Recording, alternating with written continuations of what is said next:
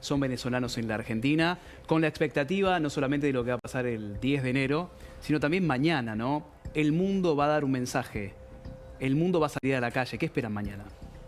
Mira, la verdad que hay una cantidad de sentimientos encontrados, la expectativa, lo conversábamos Miguel y yo antes de comenzar, es una expectativa un poco borrosa porque tienes miedo de sentir una esperanza que de pronto pueda ser de nuevo defraudada, que el poder que está detentando hoy día las armas, porque no se puede decir que el dictador es quien detenta el poder, son sus armas los que están ahorita atropellando al pueblo venezolano.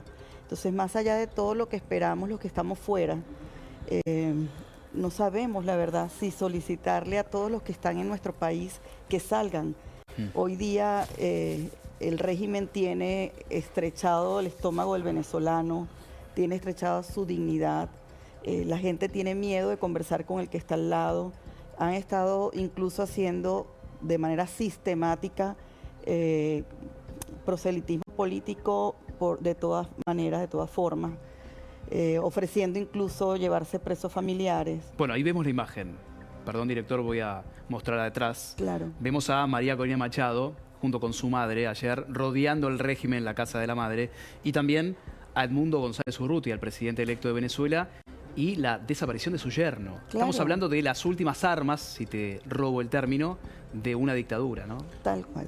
Sí, secuestraron un país, se robaron una elección, expulsaron a 8 millones de personas y ahora impiden, como último gesto de desesperación, que esta imagen que vemos al fondo, la de María Corina abrazando a su madre de más de 80 años, sea impedida desde el 28 de julio, que María Corina está al resguardo sin poderla ver a su madre. Su madre ha sido asediada en diferentes oportunidades y ahora, en el día de ayer, donde hubo 12 nuevos presos políticos en Venezuela, uno de ellos el yerno de Edmundo González Urrutia, una persona que no se dedica a la política.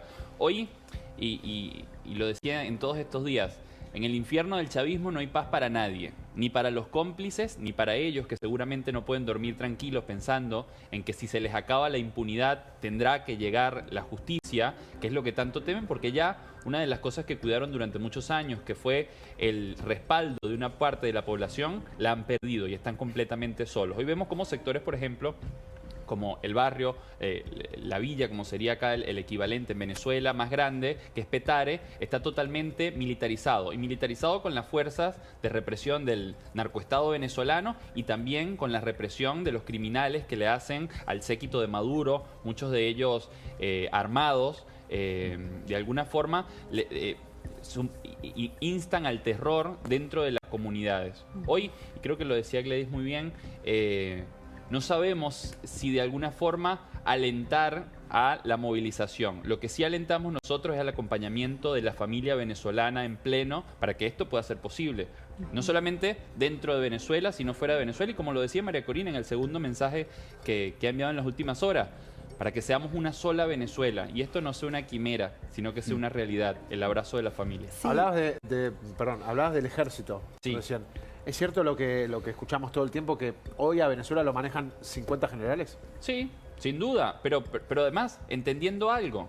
La corrupción, porque son una sociedad de cómplices, a gran escala es una asociación para delinquir criminal, quienes hoy ocupan los puestos de liderazgo de la Fuerza Armada Nacional, los que controlan y los que sustentan a este hambreador. Porque en la tropa, que la tropa obviamente tiene familia, la familia de la tropa sufre de las carencias de vivir en un país con una catástrofe humanitaria continuada, de las inclemencias de vivir sin servicios públicos de calidad, pero además del terror de saber que incluso los familiares que están dentro de la Fuerza Armada son quienes hoy están cometiendo delitos de lesa humanidad. Te profundizo ahí la pregunta.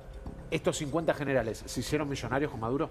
Multimillonarios. Creo que millonarios se queda cortos. Claro. Y además, su negocio, que no solamente es la represión y el terror, sino que son los vínculos con el narcotráfico y con el crimen transnacional, es una cuenta que va sumando ceros todos los días. Porque además es un esquema muy interesante, porque controlan y sacan el dinero de las personas que transitan por la vía pública, pero además a gran escala controlan puertos, aeropuertos, minas. Y aquí hay cosas que, justo lo hablábamos también anteriormente, hay un vuelo semanal entre Teherán y Caracas que no lleva pasajeros. Sí, se habla que hay cocinas de cocaína por el aeropuerto. ¿Cómo? Claro. Se habla que hay cocinas de cocaína. Sí, y ahí, sin duda, ahí me como gustaría, con el permiso de Miguel, también hacer un insert en lo que están diciendo, porque en general es una palabra muy grande, ¿sabes? Y estas personas no pueden, o sea, no puedes pensar que detenten un cargo o un nombramiento como ese. Son cárteles de droga, no son generales. Eso deja muy mal parado al venezolano de carrera, al que hizo realmente una carrera militar y que además sabe que le debe a la Constitución Nacional lo que es el compromiso, la responsabilidad, la ética. Eso le queda muy grande a esa gente.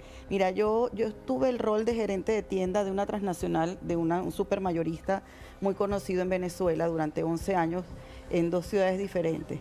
Y yo tuve la tienda militarizada casi 4 años. Yo supe lo que es convivir con los militares dentro de una empresa privada y llevar una dinámica donde recibíamos mercadería escasa y donde ellos nos pedían a nosotros hacer cosas con falta de ética. Y siendo yo la gerente de la tienda y siendo yo la persona que tenía la mayor potestad en esa tienda, no podía hacer nada de lo contrario de lo que ellos me pedían. Y eran cosas muy, muy desvirtuadas. Entonces yo considero que darle un cargo de general, o sea, no son generales, son cárteles de droga que están representados con un disfraz parecido a un uniforme. Glevis, ¿qué es lo que notas en los jóvenes?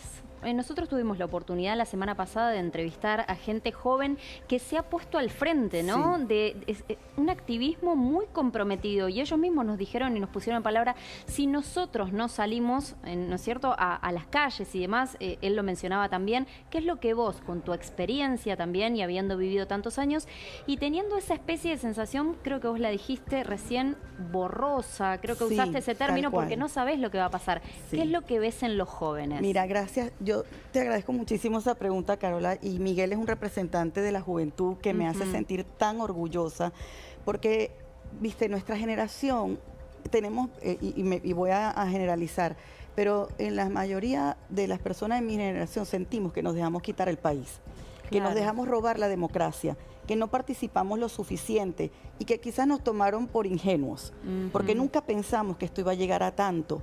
Yo creo que incluso la generación de Miguel, la gente joven, nunca pensó que esta semana iban a estar entregando armas a los ciudadanos de pie, a gente vulnerable. ¿Me entiendes? Entonces son cosas que en retrospectiva, cuando tú dices, qué maravilla que esta juventud no esté siguiendo nuestros pasos de mi generación. Obvio, les tocó un contexto muy distinto. Yo viví en una Venezuela saudita, los venezolanos no teníamos de qué preocuparnos, ni siquiera nos interesábamos de salir mucho del país, porque teníamos todo, la verdad. Entonces, lo que ves ahora con la juventud activándose y participando y hablando sin miedo, yéndose fuera del país a hacer vida, a exponerse incluso a fracasar y volver a empezar. O sea, es de verdad gente aguerrida. Y los que están dentro, es impresionante cómo la valentía, cómo ellos no se dejan amedrentar, cómo salen, cómo han tenido ahora la inteligencia política para participar con táctica y estrategia, que es lo que María Corina Machado nos está pidiendo desde este momento. Estamos al borde de una guerra civil. En ese término, porque es fuerte el título. Sí, pero estamos fuerte al el título, borde. pero es real. Entregaron armas al pueblo. Miguel hace instantes dijo, luchamos por una Venezuela unida, ¿no? Sí. Que es el deseo de ustedes dos, de los que quedaron en Venezuela, pero también el acompañamiento de los argentinos. Y la pregunta, quizás más para Miguel, por lo que decían de la cuestión generacional, ¿no? Claro. ¿Cuántos años creen o décadas creen que va a necesitar Venezuela para cicatrizar esta herida? Porque Nicolás Maduro en algún momento de la historia, quizás el 10 de enero, esperemos que sí, o más tarde o más temprano, va a ser pasado.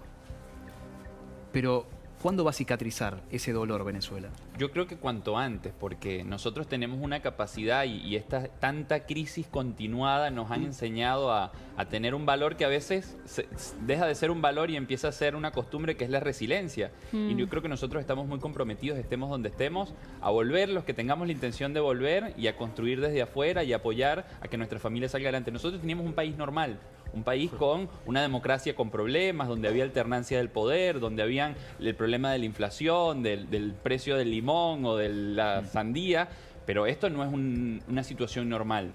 Esto es la llegada al poder por las vías democráticas de criminales quienes han asaltado todas las instituciones y hoy nuestras familias son rehenes de vivir en el infierno que ha convertido Venezuela, el chavismo a Venezuela. Hoy podríamos fácilmente estar hablando de las hermosas playas que tiene Venezuela y cómo los argentinos podrían ir a disfrutar del verano en la isla de Margarita, como en un momento pasó, o en Los Roques, o en el Parque Nacional Morrocoy. Y hoy estamos hablando de que en Venezuela no solamente reprimen con el hambre, sino que además ahora entregan armas a nuestros hermanos. Y yo creo que a una guerra civil no vamos a llegar, porque hoy la gran mayoría de los venezolanos, incluso lo demostró el 28 de julio, está dispuesto a que haya una transición en paz. Ahora, el precio de esa transición en paz tienen que seguir siendo los inocentes que están en Venezuela. Yo no creo que nosotros los jóvenes que estamos fuera seamos demasiado valientes, aunque agradezco las palabras de Glevis. Yo creo que los venezolanos de todas las edades que están en Venezuela son los más valientes. Venezolanos como María Corina Machado, venezolanos como los que hoy están presos, amigos personales que están presos en el Helicoide,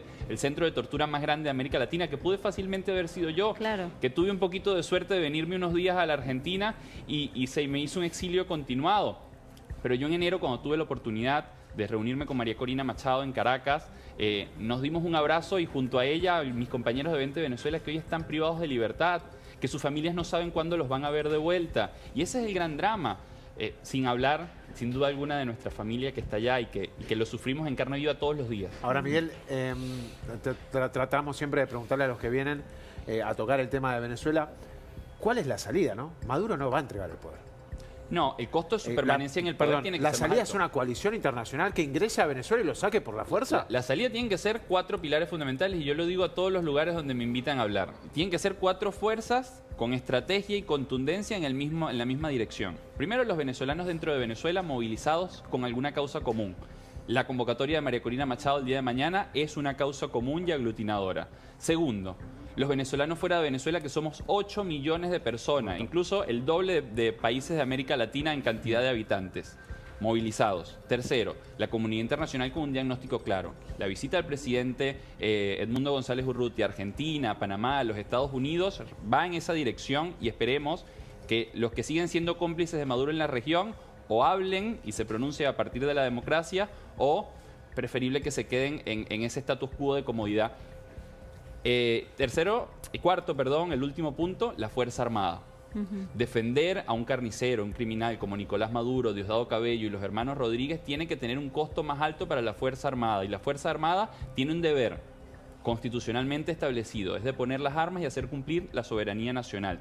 Eso en Venezuela, aunque sabemos que han habido fracturas y quiebres, todavía no ha sucedido. Y a eso empujamos. No se olviden de que en las últimas horas, Diosdado Cabello Rondón, el número 2 del chavismo, ha hecho muchos mensajes de supuesto respaldo de la Fuerza Armada del régimen. Y esos son para mensajes de alguna forma, porque si te apoyan tanto las Fuerzas Armadas, porque tienes que hacer 3 eventos por día para decir que tienes ese apoyo. Y es porque, obviamente, los militares también tienen familia y no todos son parte de esa tramoya de corrupción.